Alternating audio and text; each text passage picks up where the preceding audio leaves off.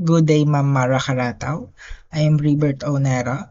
I'll be presenting the most unforgettable experience in my life. So without further ado, I'll begin. When I first saw Activity 3, the first situation that came to my mind is when I got my first award during senior high school days. First of all, during my first quarter, I'm not really doing good. I'm not really focused on my study back then. Um, then it goes a second quarter.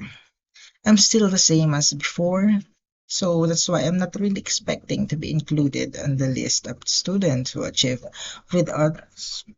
But fortunately, I got with honors in my second quarter.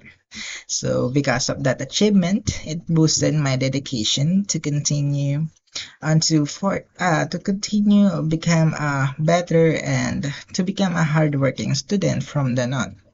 So because of that, it continued from second to fourth quarter. Unfortunately, I graduated with honors. I'm gonna be honest. I'm not really a brilliant, smart, or hardworking student.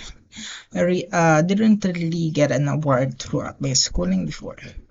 That's why I was genuinely shocked when I first got the award during my second quarter. That's why I'm really grateful for that. My family always believe in me that someday I'll achieve something. So even though it's just with honors, it really means a lot to me. So in the day of the graduation, I got a medal. It is really a wonderful feeling for me that time. Um, and it's because to my family that always believe in me. So that's why I dedicated it to them.